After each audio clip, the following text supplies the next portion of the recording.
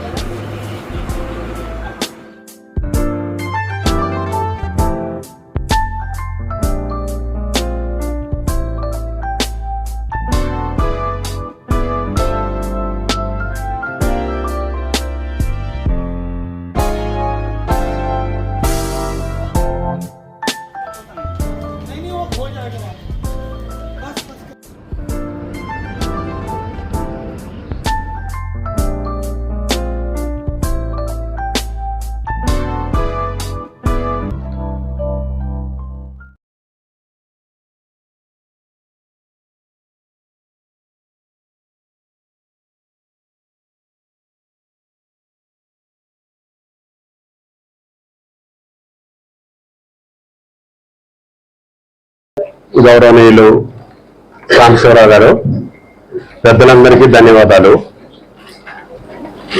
ఎల్లుండి 2వ తారీఖు 2 గంటలకి ఒక చారిత్రాత్మకమైనటువంటి ఘట్టానికి ప్రారంభోత్సవం. భారతదేశంలోనే మొట్టమొదటి ఎర్త్ సైన్సెస్ యూనివర్సిటీ. ఇది ఎక్కడా కూడా యూనిక్ గా లేదు. ఎక్కడన్నా కొన్ని చోట్ల కొన్ని సబ్జెక్టులు ఉన్నాయి, కానీ గతంలో ఇక్కడ కొత్తగూడెం మైన్స్ కాలేజీలో మైన్స్ జియాలజీ ఉండేది. అట్లాగే ఇంకో చోట ఇంకొకటి అట్లా దేశంలో కానీ ప్రపంచంలో కానీ ఈ సబ్జెక్టులకు సంబంధించి జియో ఫిజిక్స్ కానీ, జియో కెమిస్ట్రీ కానీ, ఎన్విరాన్మెంటల్ కానీ, మైన్స్ కు సంబంధించిన సమగ్రమైనటువంటి విశ్వవిద్యాలయం మొట్టమొదటిసారిగా కొత్తగూడెం నియోజకవర్గంలో, కొత్తగూడెం జిల్లా కేంద్రంలో, ఉమ్మడి ఖమ్మం జిల్లాలో గౌరవ ముఖ్యమంత్రి గారు ప్రజాప్రతినిధుల యొక్క విజ్ఞప్తి మేరకి ఈ ఉమ్మడి జిల్లాలో యూనివర్సిటీ లేదు అనేటటువంటి కొరతను తీర్చడం కోసం గతంలో ఉన్నటువంటి అన్ని ఉమ్మడి జిల్లాల్లో యూనివర్సిటీలు ఉన్నాయి, ఒక ఉమ్మడి ఖమ్మం జిల్లాలో లేదు. అందుకని మా యొక్క ప్రతిపాదనని గౌరవ ముఖ్యమంత్రి గారు 6 నెలలు ఆయన కూడా స్టడీ చేయించి జిల్లా కలెక్టర్ గారు ఇచ్చినటువంటి ప్రపోజల్ని క్షుణ్ణంగా విజ్ఞులతోటి, నిపుణులతోటి ఇది అవసరమా, దీంట్లో ఏంటిది, దీనివల్ల వచ్చే ప్రయోజనాలు, మనం పెట్టగలుగుతామా పెట్టలేమా అన్ని సమగ్రంగా ఆలోచన చేసి, లేదు ఇది సింగరేణికి పురిటిగడ్డ కొత్తగూడెం, ఇక్కడ లేని ఖనిజం అంటూ లేదు మన భూమిలో, అటువంటి ఈ జిల్లాకి ఆయా సబ్జెక్టుకి సంబంధించినటువంటి విశ్వవిద్యాలయాన్ని ఇవ్వటమే న్యాయం, ధర్మం అని చెప్పి ముఖ్యమంత్రి గారు ఆయన యొక్క టీం కూడా క్షుణ్ణంగా పరిశీలించి గత శాసనసభలో మా శాసనసభ్యులందరూ కూడా దీన్ని డిమాండ్ చేయటం, ఆయన విజ్ఞప్తి చేయటం, ఆయన గారు శాసనసభలో ప్రతిపాదించటం, తర్వాత దానికి పేరు కూడా ఒక విశిష్టమైనటువంటి వ్యక్తి, 10 సంవత్సరాలు భారత ప్రధానిగా పనిచేసినటువంటి మహానుభావుడు, ఈ యొక్క ఆర్థిక సంస్కరణలకు ఆది పురుషుడు. ఈనాడు భారతదేశం ప్రపంచంలోనే 2వ 3వ స్థానంలోకి వచ్చింది అంటే అది మన్మోహన్ సింగ్ గారి యొక్క దార్శనికత్వం, దూరదృష్టి. ఆయన ఫైనాన్స్ నిష్ణాతుడు, ఆర్థిక నిపుణుడు, రిజర్వ్ బ్యాంక్ కూడా గవర్నర్ చేసినటువంటి వ్యక్తి. అదేవిధంగా దేశ ఆర్థిక మంత్రిగా పివి నరసింహారావు గారి కేబినెట్ లో సంస్కరణకి ఊపిరిలూదినటువంటి వ్యక్తి. తర్వాత 10 సంవత్సరాలు ఈ దేశాన్ని ఆర్థిక పరంగా ఎన్ని ఒడిదుడుకులు వచ్చినా, ఎన్ని ఉపద్రవాలు వచ్చినా భారతదేశ ఆర్థిక వ్యవస్థని నిలబెట్టినటువంటి వ్యక్తి. తెలంగాణ సాధన కూడా ఆయన సమయంలోనే రావటం. ఆ మహానుభావుడు పేరు పెడితే దీనికి ఒక అర్థం ఉంటుంది. అటువంటి మహా వ్యక్తి యొక్క పేరు మీద యూనివర్సిటీ ఉండాలని గౌరవ ముఖ్యమంత్రి గారు మమ్మల్ని సంప్రదించటం, మేము కూడా ఆ మహానుభావుడి పేరు పెట్టాలని చెప్పి మా శాసనసభ్యులు ప్రజాప్రతినిధులు అందరూ ప్రతిపాదించడం జరిగింది. దానివల్ల దీనికి doctor Manmohan Singh earth sciences విశ్వవిద్యాలయంగా నామకరణం శాసనసభలోనే ప్రతిపాదించి ఆ రకంగా ప్రభుత్వం నిర్ణయం తీసుకుని కేబినెట్ లో కూడా అప్రూవ్ చేసి, కాబట్టి ఆ మహా కార్యక్రమానికి గౌరవ ముఖ్యమంత్రి గారు రేపు 2వ తారీఖు 2 గంటలకి ప్రారంభోత్సవం చేస్తున్నారు. ఈ సమావేశానికి ఈ ఉమ్మడి జిల్లానే కాకుండా తెలంగాణ రాష్ట్రానికే కాకుండా భారతదేశానికి ఈ విశ్వవిద్యాలయం పనిచేయాలనేది మా సంకల్పం.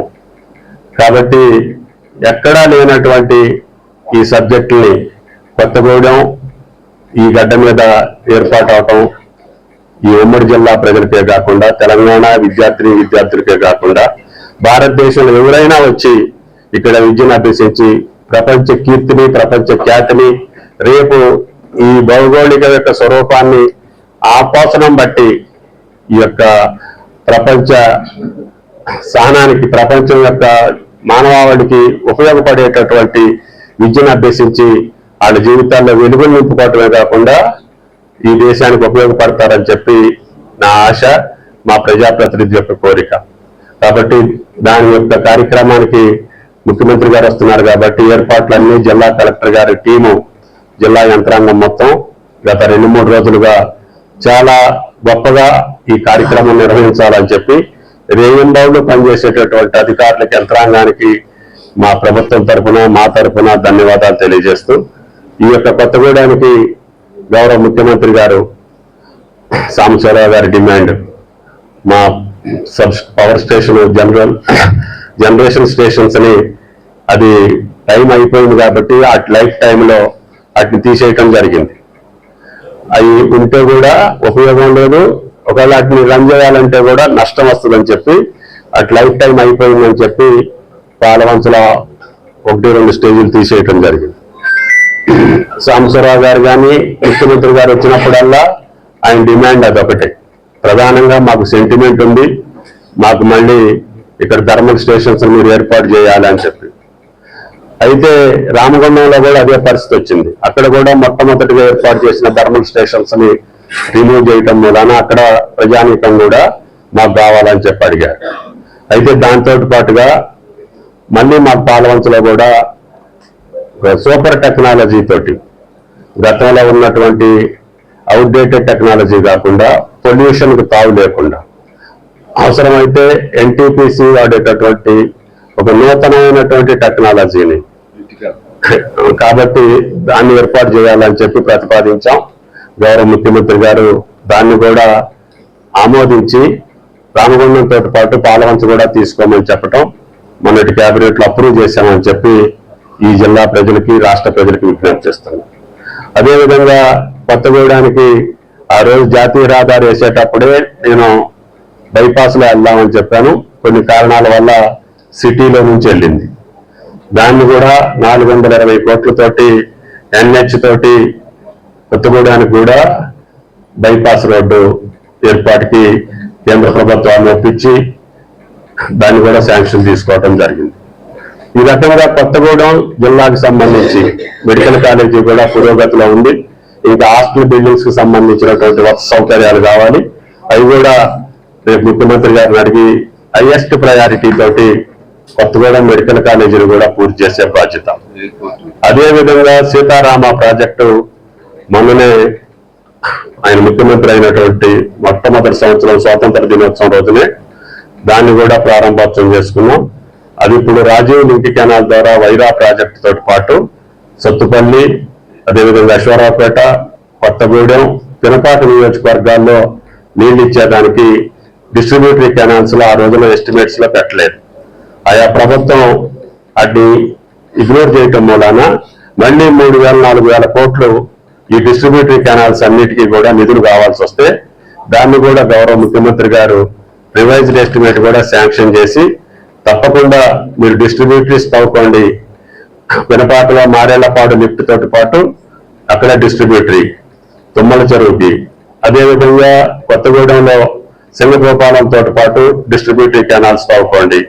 అదేవిధంగా అశ్వారావుపేటలో అన్నదైవం తోటి పాటు మూకమామిడి తోటి పాటు అక్కడ అశ్వారావుపేటలో కూడా మీరు డిస్ట్రిబ్యూటరీ కెనాల్స్ తవ్వుకోండి. ల్యాండ్ ఎక్విజిషన్ కి ఎన్ని డబ్బులు కావాలంటే అన్ని డబ్బులు ఇస్తానని చెప్పి దాన్ని కూడా మొన్న అప్రూవ్ చేశాం కేబినెట్ లో. కాబట్టి గౌరవ శాసనసభ్యులు మీ నియోజకవర్గాల్లో వైరా, మధిర, సత్తుపల్లి, అశ్వరావుపేట, కొత్తగూడెం అండ్ పెనుపాక వీటన్నిటికీ కూడా గోదావరి జలాలు వచ్చే అవకాశం ఏర్పడింది. అదేవిధంగా కొత్తగూడెం నుంచి ఇల్లెందు మీదుగా డైరెక్ట్ గా ఒలిగొండ మీదుగా హైదరాబాద్ కి నియరెస్ట్ నేషనల్ హైవే కూడా ఆ రోజు శాంక్షన్ చేసుకున్నాం. అవి కూడా వరంగల్ జిల్లా వరకు వచ్చింది. మన జిల్లాలో కూడా పనులు మొదలు పెట్టారు. ఆ రకంగా జాతీయ రహదారి తోటి ఇటు అమరావతి టు జగదల్పూర్ ఆ రోజు నాకు అవకాశం వచ్చింది, దాన్ని పూర్తి చేసుకున్నాం. ఇప్పుడు కొత్తగూడెం నుంచి హైదరాబాద్కి నేరుగా సూర్యాపేట, ఖమ్మం వెళ్లకుండా, వరంగల్ వెళ్లకుండా నేరుగా అతి దగ్గరగా వెళ్ళేదానికి ఈ జాతీయ రహదారి కూడా పూర్తి చేసుకుంటున్నాం. భవిష్యత్తులో భద్రాచలం నుంచి మణుగూరు మీదుగా, ఏటూరు నాగారం మీదుగా కోటాల మహారాష్ట్రకి దాన్ని కూడా శాంక్షన్ చేసుకున్నాం. కానీ అటవీ ఇబ్బందులు ఉండటం మూలాన 4 లైన్ ఇవ్వలేము, 1 లైన్ ఇస్తామని అంటున్నారు. అది అండర్ డిస్కషన్ లో ఉంది. ఈ రకంగా జాతీయ రహదారులన్నింటినీ కూడా ఖమ్మం జిల్లా మీదుగా, కొత్తగూడెం జిల్లా మీదుగా, అటు ఖమ్మం కేంద్రంగా సూర్యాపేట, రాజమహేంద్రవరం, అదేవిధంగా నాగపూర్ టు అమరావతి వాటిని కూడా పూర్తి చేసుకునే అవకాశం వచ్చింది.